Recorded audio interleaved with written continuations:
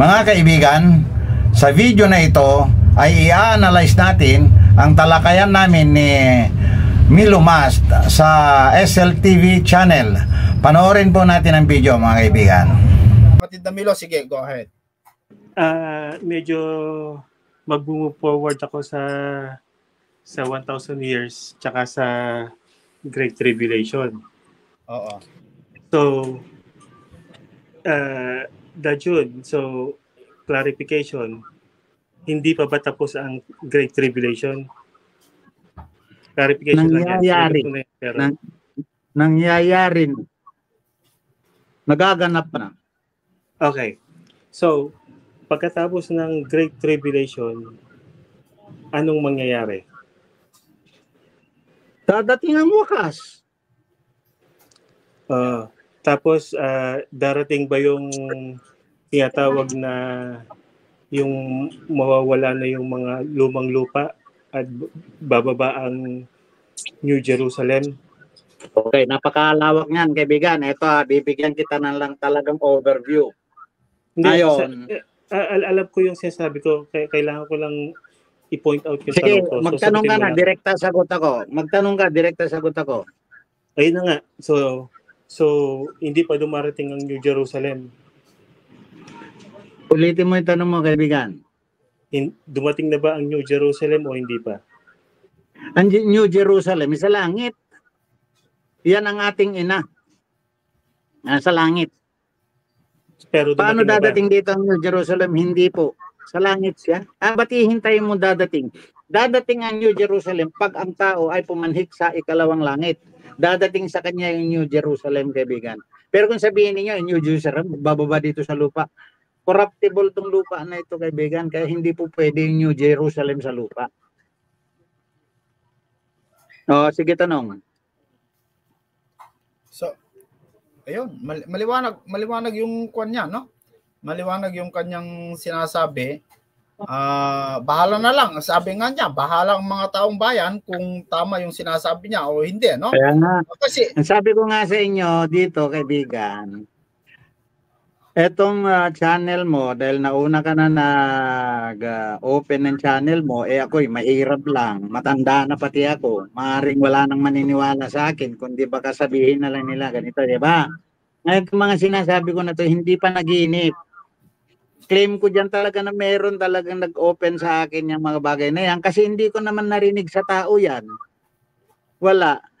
Nalalaman ninyo na nakinig ako ng more than 20 years kay Soriano. Nalalaman na ninyo, sinasabi ko nakinig ako na nakinig.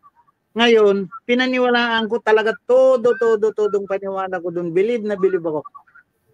Dumating sa panahon na sa akin ay napagbigyan ako o kaya dinala ko ng Panginoon sa lugar kung saan ko tanggapin ang pagkaunawa ng mga bagay na ito. okay. Dahil ito, hindi ko basta-basta maibabanggit sa inyo yan na bubuksan ko si Bible tapos ituturo ko na. Hindi mangyayari yun. Sige, magtanong kayo. Ayan, so maliwanag na sa amin, kapatid na Dajon. Siguro, ang huli ko na lang tanong sa iyo ay paano mo sinabi na mula kay Adan hanggang napako si Kristo, bakit mo sinabi na sila yung namatay kay Kristo? Anong paliwanag mo doon? Sandali lang. May tanong pa ako, hindi pa ako tapos. Sige, kapatid na Milo. Ang nakasulat sa New Jerusalem sa Revelation 21. Pwedeng pakibasa yung Revelation 21 1 and 2. Sige, sandali.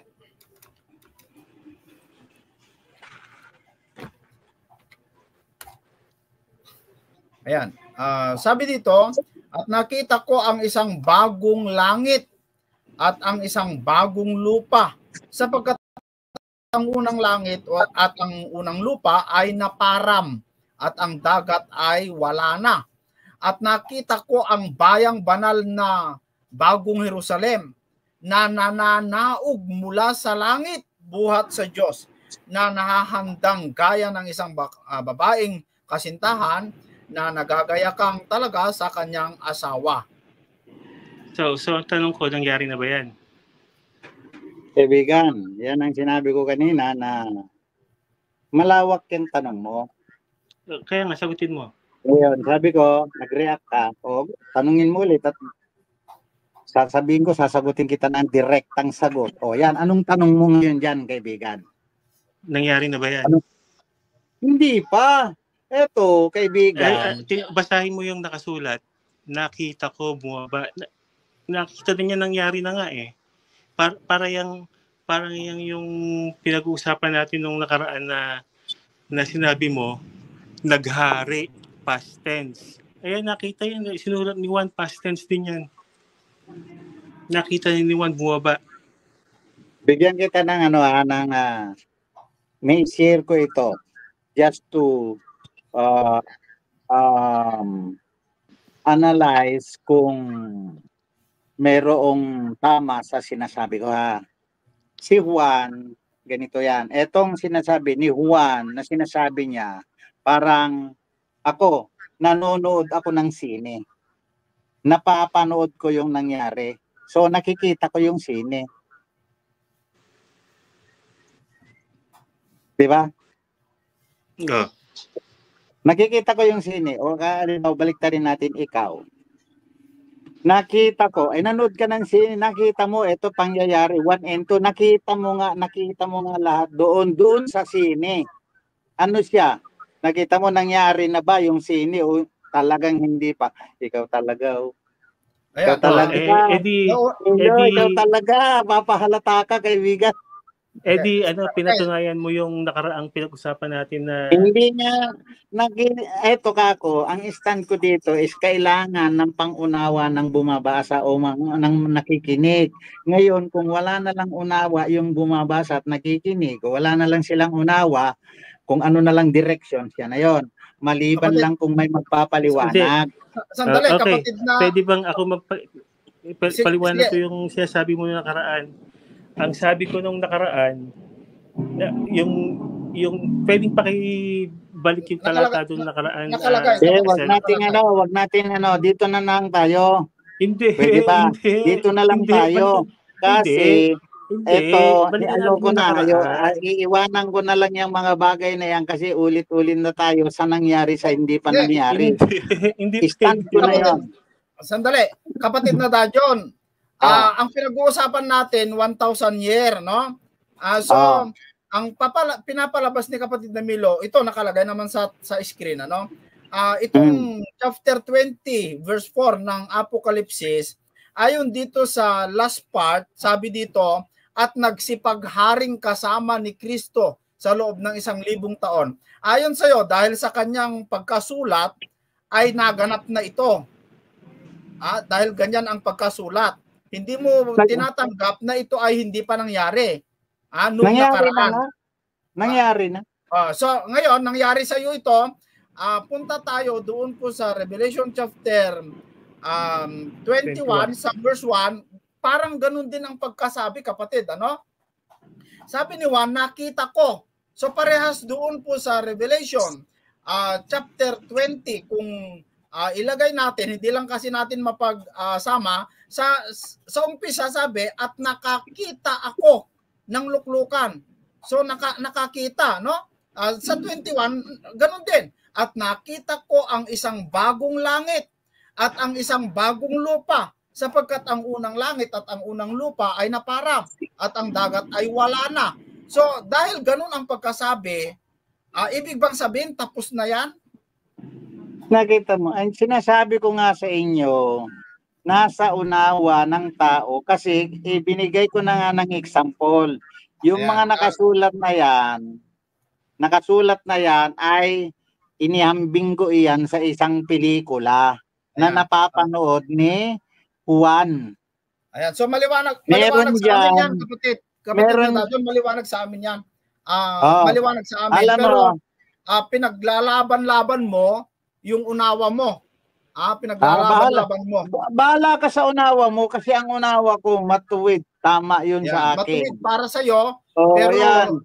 Kung ayaw ninyong maniwala, Kung ayaw ninyo maniwala sa sinasabi ko, di talakayin natin, paniwalaan nyo yung gusto nyo paniwalaan, sumunod kayo sa gusto nyo. Hindi Ayan. ko kayo pinipilit doon Ayan. sa mga tinatanong nyo Okay sa na. akin. Tinatanong nyo ako di ba? Okay na, okay Tinatanong na. nyo ako. At least nasagot mo, kapatid. Okay naman sa amin at salamat at sinagot mo ng direkta. So, Last question. meron pa, Kapatid sige. Essen. Teka, sandali lang. Hindi ko pa nasusasagot yung 21, 1 and 2. Sige, sagutin mo. Hmm. Ang Ako tanong ko lang babasahin naman ko. kung At nangyari na o nakita hindi ko pa ang isang bagong langit at ang isang bagong lupa. Sapagkat ang unang langit at ang unang lupa ay naparam at ang dagat ay wala na. Oh. Eto, kung yan ay itong dagat dito sa mundo ay yan ang sinasabi ni Juan. Sa akin, hindi. Ano ang pinag-uusapan dito na sinasabi ni Juan? Langit at lupa. Na ang pananalitang yan na binigay ng Diyos sa kanya ay hindi langit na tinatapaan na nakikita natin dyan, yung nililiparan ng ibon. Yan. Yung lupa dyan, hindi yung lupa na tinatapakan natin. Sapagkat, tandaan ninyo ang bautismo, dito na yan, dito na sa amin yan.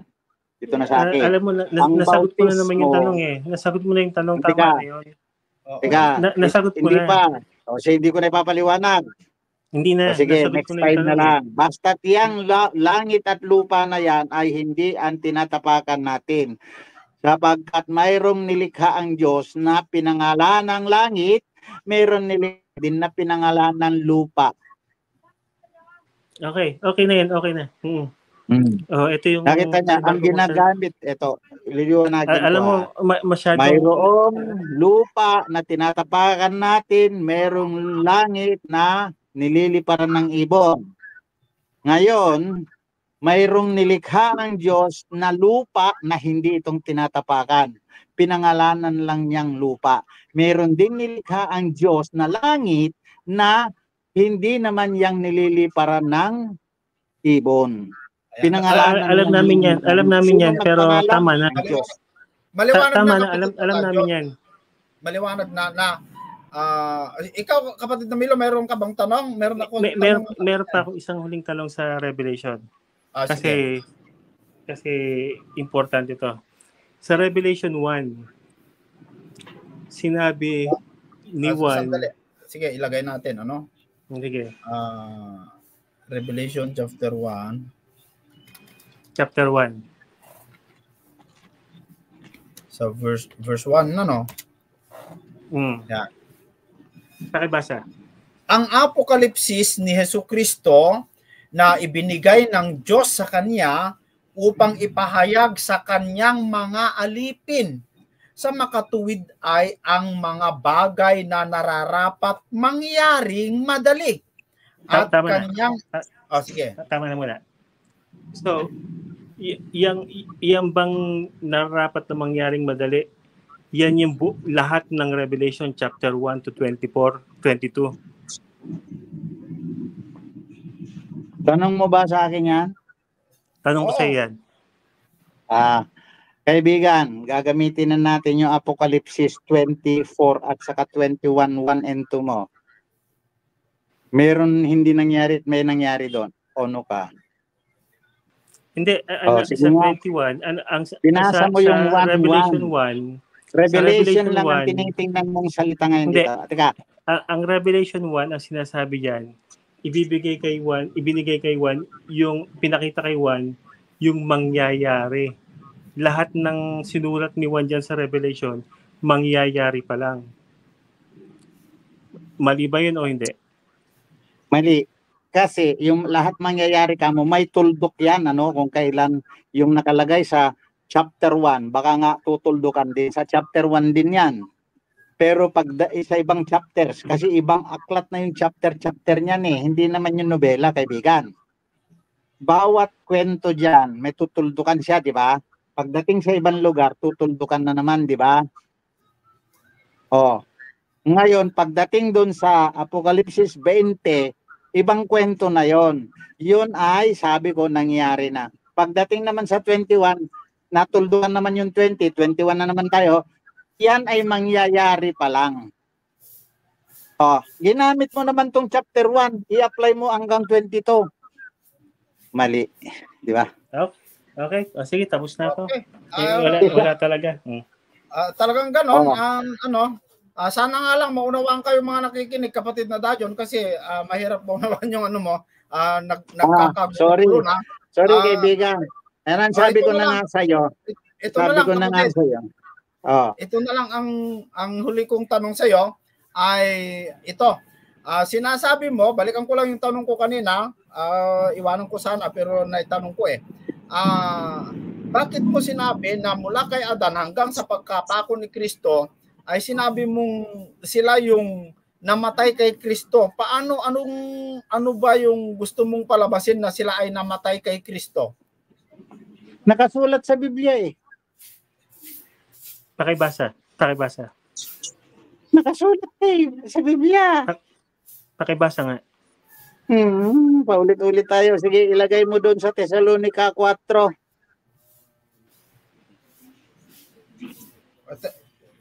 Thessalonica 4? Oo, gumagaling na tuloy ako dahil sa inyo. Sige, nami-memorize ko na yung mga talata nyo.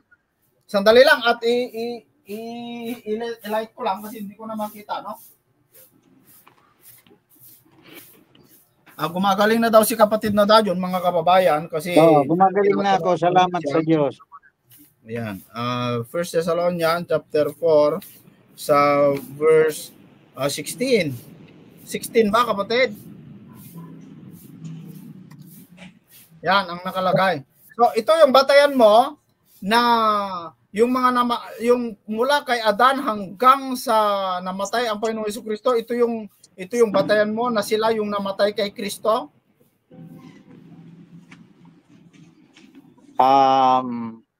Di ba ano yan? 13 to 17 yan. Yung tanong ko na lang. So yung 13 to 17, yan ba yung batayan mo na mula kay Adan hanggang sa panahon ni Kristo na namatay siya? Sila ba yung namatay kay Kristo? Maaring sabihin natin na batayan ko, pero yan ang nakasulat. Ayan. Ang nakasulat diyan ay dinala niyang ano ba 'yon? 15 yata, hindi ko kabisado yung kwan mo 15 sa inyo kasi yan Anong kwan mo sa 15? Ang natatandaan ko diyan yung nakasulat na dinala ng Diyos na kasama niya. Saan chapter yan? Sa 14 kapatid. Ayan. Dahil past tense naman po. Yan, nakita mo? Andyan kailangan ba natin ito ay gayon din naman ang nangatutulog kay Jesus ay dadalhin ng Diyos na kasama niya. Ayan. So magaling yung pagkaunawa ni kapatid na Dajon, kapatid na Milo. Magaling yung pagkaunawa niya. Dahil sinabi diyan na dadalhin, tapos na naman kasi dadalhin. Pero doon sa Apokalipsis chapter 21 verse 1, nakita ni Juanen, nakita na niya yung bagong Jerusalem na bumababa, pero hindi pa natapos, parang sinihan lang. So kakaiba itong pagkaunawa ni kapatid na Dajon. Baka gusto niyong balikan para magkaroon kayo ng kaunting kahit papyaw man lang sa Apokalipsis 21. Maliwanag na sa amin na talagang yung sinasabi mo, kami yung bumabaluktot dito, pero hindi na natin kailangan bumabaluktot. Hindi kayo ang bumaluktot. Kung hindi niyo ipipili, hindi namin maunawaan, kapatid na Dajon. Siguro kami ay wala kaming unawa. Sana nga yung mga nakikinig, kung may makapakinig dito, sana nga maunawaan nila kasi kami nga mismo hindi namin nauunawaan. Magulo yung paliwanag mo sapagkat alam namin kung ano talaga ang totoo, kaibigan. Kung alam niyo, mapalad kayo, kaibigan. Diretso kayong langit pala. Ay, iba. Thank you. Kapatid Thank na you. Milo, meron ka pang sasabihin? Thank you. Ayan, so ayan po, kapatid na Dajon, pati nga yung kay Pedro, yung 1,000 taon at isang araw ay iba yung pagkaunawa ni kapatid na Dajon, ano? Kapatid na Milo. So, kapatid Mahirap na Argel, yun. Sa isang araw lang maghahari si Jesus at mga banal. Isang araw lang pala. Kala ko 1,000 taon. Yun pala dahil 1,000 taon ay mga kasama mga kasama. Ito ay pakiusap ko sa inyo. Huwag kayong basta-basta magagalit sa akin.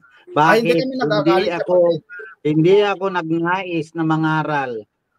Dahil sa katandaan ko siguro kaya nalagyan ako ng ganyan.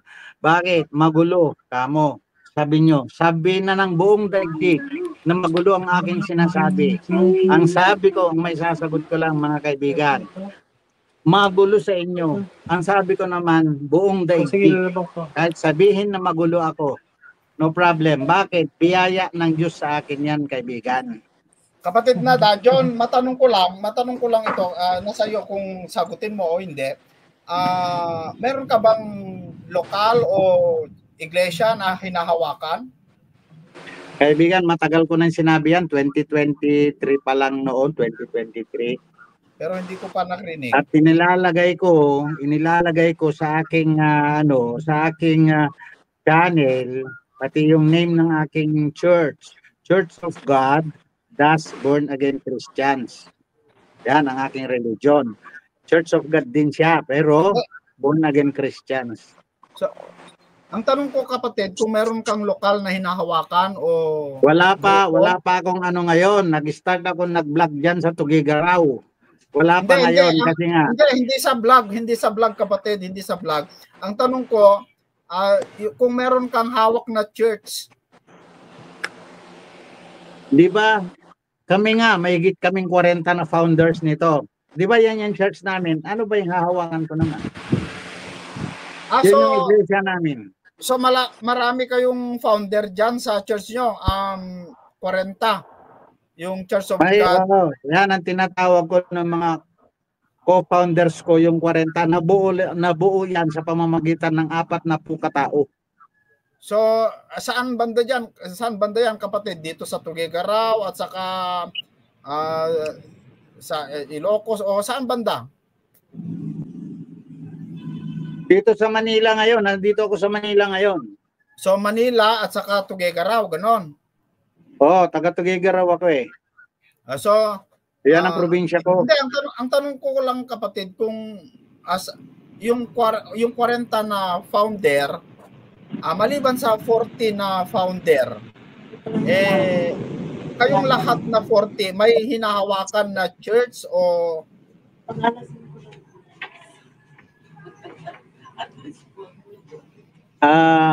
ano yan tanong mo, kaibigan? Kung kayong 40 na founder, ibig sabihin kung founder, kayo yung mga leader, no? Leaders diyan po sa Church of God Born Again Christian. So lahat ba kayo na leaders ay mayroong mga hawak na churches?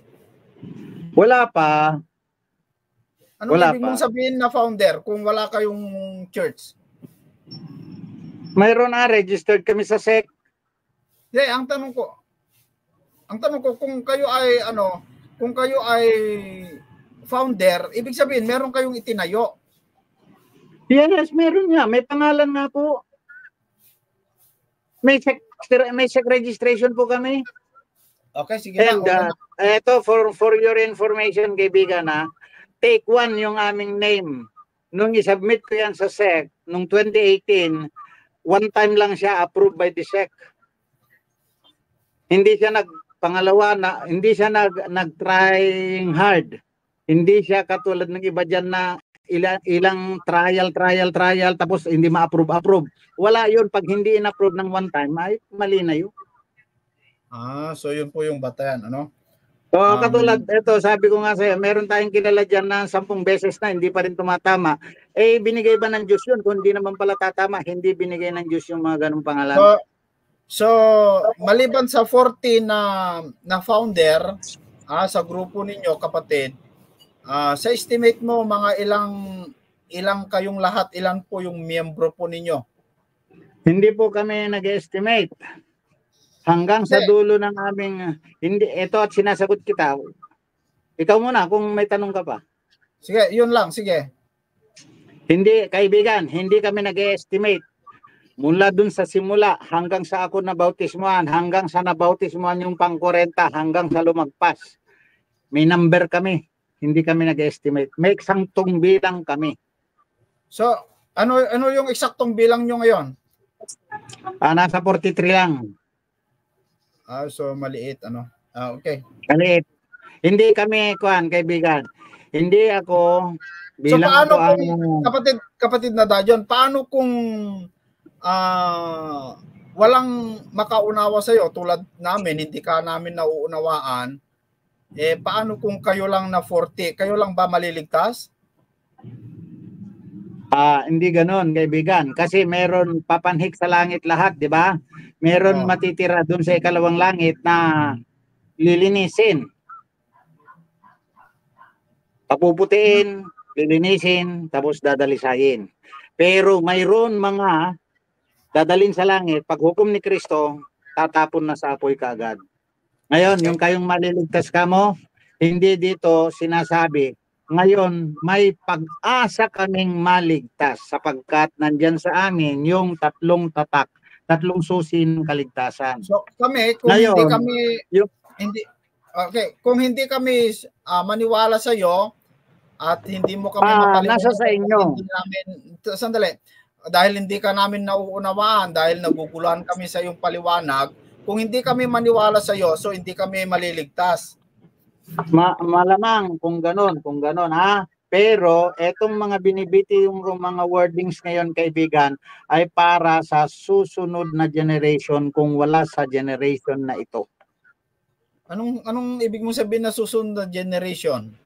Generation to generations, 2 generations to come. Napakarami. Napakaraming saling-saling. Pagkatapos ba ng mundong ito, yung sinasabi mong second generation, o sa panahon pa rin na ito? Kada generation ng bawat lahi. Nakita mo yung pinakita sa Bible na 14 generations, then 14 generations. Ganun sabi niya. Bawat tao, pag namatay, ang susunod, katulad mo, yung mga anak mo, sunod silang generation sa iyo. Oo. Kaya, so, ganun pala yung kaya nga, saling lahi, generation to generations, maraming saling lahi po yan. Ngayon ganito, eto, wala naman po yung paggunaw ng lupang ito, katulad ng Apocalypse 21. Wala naman yan. Hindi naman gugunawin tong daigdig na to, pero humanity will end. Now, ganito kaibigan Ano ibig mo sabihin na humanity will end? Ito ang set of people. Tayo ang pagkaalam natin ay tayo ang unang set of people. Pero nakasulat naman Ecclesiastes na ang nangyayari ay nangyari na. Maaring hindi tayo yung unang set of people kasi billion years na ang earth. Mangyayari pa rin. Ang range, ang kapanahunan ng bawat set of humanity ay 14,000 years. Tandaan nyo yan. Nakasulat sa Bible. Okay. Kapatid na Milo, wala ka nang masabi? Wala na. Ayan, wala na. So, ayun, okay na siguro kapatid na Dajon. Okay na siguro, kaya lang ginalulungkot ko, hindi mo kami nakayang pinaliwanagan ng tama, no? Pero mali kaibigan, kukontrahin ko 'yon. Yung komentaryo mo na hindi ako nagpaliwanag ng tama, ano ibig mo sabihin? Hindi ganoon. pasensya ka na kasi hindi mo kami napaliwanagan. Ibig sabihin, hindi kami naliwanagan sa iyong mga paliwanag. Siguro, baka ang sabihin mo ngayon ay dahil hindi kami pinagbigyan ng pagkaunawa. Pero tanggap naman namin yun kung ganyan ang kaibigan, no? Okay. Meron pa akong sasagutin na hindi mo napansin, kaibigan, sige. Na paano ngayon kung kayo lang 40 ang nakaunawa at hindi na kayo madagdagan? Nakasulat din naman sa Biblia, kaibigan. Nasagot mo na yun. Hindi ko nasagot yun. Hindi ko nasagot yun. Kasi kung nasagot ko, alam ko. Generation na generation ka mo eh. Hindi yun ang sagot. Hindi yun ang sagot. Ito yung tumpak. Hindi ito yung tumpak na sagot. Sasabihin ko sa'yo. Ngayon, kaibigan, i-upload ko lang yan. Kahit walang makadagdag sa akin. Ngayon, kung ano man ang may upload ko at walang maniwala, naka-steady lang siya dyan. Ngayon, may mga taong maiiwan. Maaring sila magpapasa sa ibang generation. Pero, ito pinaka-ultimatum, na kung sakaling hindi na madagdagan ang numero namin, natupad na ang nakasulat sa Biblia na kakaunti ang makakasumpong ng tama. Kakaunti nga. Kasi hindi naman siguro papayag ang Diyos, kapatid na Dajon, na kung sakaling walang makaunawa ay 40 lang kayo para matupad yung kakaunti ang maliligtas. Abay, hindi kakaunti, kapatid. Kung basahin mo yung Revelation, laksa-laksa yung naligtas. Kaya hindi lang 40. Kapatid. Okay, andudong ka naman sa Revelation. Sa nasabi ko na sa kaibigan na ang dinalang bihag, dinalang inakyat ng Panginoon nung siya'y umakyat ay mas marami na yung bilang nila kaysa bilang natin ngayon. So laksa-laksa nga, hindi mabilang nga ng tao yung nasa langit. Ayan. So, sa Biblia, mga kababayan, ay nung pumanhik ang Panginoong Jesucristo sa langit, walang kasama, walang dinalang kasama, no? Gusto ko lamang pong liwanagin. Pero hindi ko muna liwanagin yan kasi mahaba na po yung oras. Lahat ng mga sinabi mo, kapatid na Dajon, ay tutol kami. Tutol kami dyan. Hindi kami naniniwala dyan kasi ang lahat na sinasabi mo ay labag po sa banal na kasulatan. Ipapaliwanag din Sorry ka. Walang labag sa Biblia ang aking sinasabi. Ikaw lang ang nagsasabi. Malamang ikaw siguro ang Antikristo. Matalas ang dila mo, kaibigan. Matalas ang dila mo. Naka-video tayo. Kukontrahin ko yun. Mga labag sa kasulatan. Alam mo, walang labag sa kasulatan ang sinasabi ko, kaibigan. Ngayon, matalas ang dila mo. Sasabihin ko sa iyo, ngayon pa lang tandaan mo, hindi aabutin ng dulo ng daigdig. Ikaw kukunin din ng Diyos. Yun po yung sinabi ni kapatid na Dajon. Tatandaan mo yan. Sinusumpa na niya ako. Ayan, no? Nakita mo kaibigan matalas ang dila mo. Bakit mo ginaganyan ang iyong channel pa? Para maniwala sa iyo ang marami? Wag. Hindi maganda yan. Ngayon, ang sinasabi ko, bakit? Pinataas mo yung ko dahil sa mga komentaryo mong ganyan. Pinipigil ka, pinipilit mong pinipilit. Ngayon, nag-request na ako kapatid na Dajon, kapatid na Dajon. Isa ito sa mga kinokontra ko dun sa sinabi mo na yung si Kristo nung pumanhik sa langit ay kasama niya yung mga bihag sa pagkabihag. Basahin ko kung meron siyang kasama nung pumanhik sa langit. Dito po sa Gawa, Kapitulo 1 sa versikulo 9, ganito po ang ating mababasa. At pagkasabi niya ng mga bagay na ito, nang siya'y tinitingnan nila, ay dinala siya. Isa lang. Dinala siya sa itaas at siya'y tinanggap ng isang alapaap at ikinubli sa kanilang mga paningin. Mag-isa lang siya, kapatid na Dajon. Yan ang nasa Biblia. Tandaan mo to, sagot ko. Yang pagpanhik na yan ay yan na yung huli niyang pagpapakita dito. Ang unang pagpanhik niya, yan yung panahon na dinala niya lahat. Akaw naman Asan yon, kapatid? Asan yung talata mo na merong kasama si Kristo bumalik sa langit? Asan? Ilagay mo at basahin ko. Ito Efeso 4:8. Sige, sandali. Ilagay natin Efeso 4:8. Titignan natin, ano?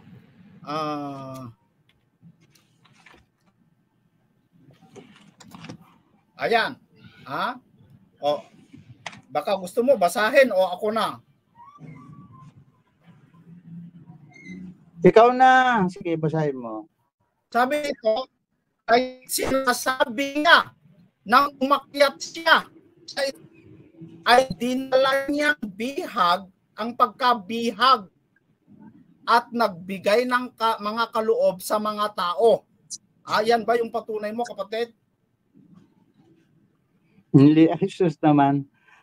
Nang umakyat. So, nang umakyat, di ba? Sabi mo kanina, walang kasama. Ito ikaw bumasa. Basahin natin. Tingnan mo basahin natin mabuti, kapatid. Ano?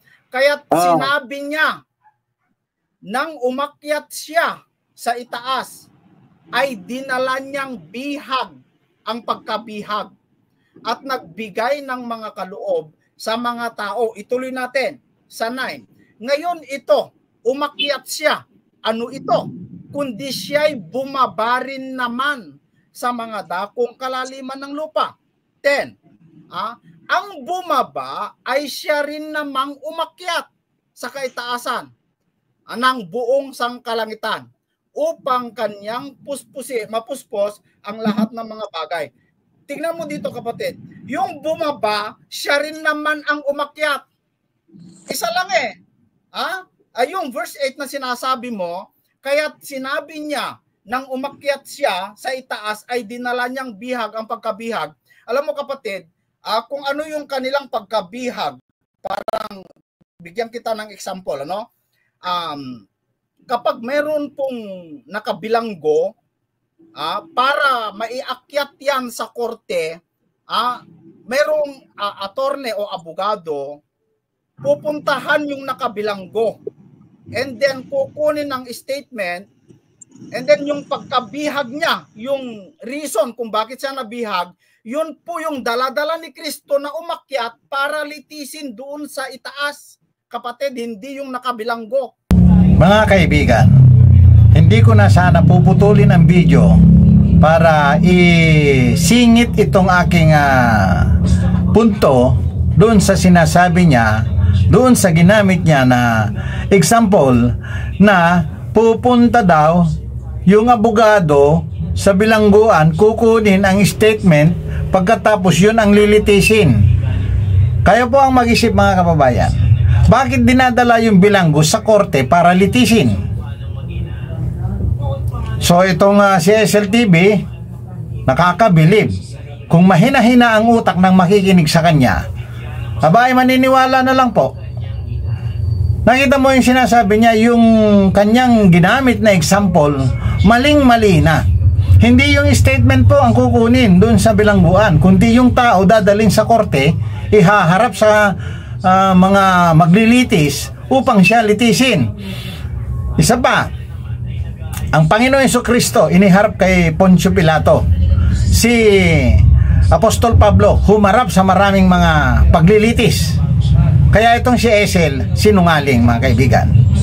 Ikaw, Brad Esel, nahuli rin kita. Minabuti ko na lang sana na tapusin ang video at panoorin at hindi ko na sisingitan. Ang kaso nga lang, dito huling-huli ang iyong mga style. Sinong gusto mong iligaw, kaibigan? Ako ay hindi mo kaya. Mga tao, maaaring kaya mo. Mga kababayan at mga kaibigan, mag-iingat tayo sa mga ganyang uri ng mga mangangaral. Ituloy po natin ang video, mga kaibigan. Para maunawaan mo yan. Kaya nung siya bumaba, kaya sabi dito sa verse 9, ngayon ito, umakyat siya. Ano ito? Kundi siya'y bumaba rin naman sa mga dakong kalaliman ng lupa. Verse 10, at ang bumaba ay siya rin namang umakyat sa kaitaasan. Yung bumaba, siya lang yung umakyat. Kaya tama yung gawa na nakalagay doon sa gawa na nung umakyat siya, tinitingalaan ng nila na tinitignan na nag-iisa lang. Sige, kapatid. Wala na yata akong oras.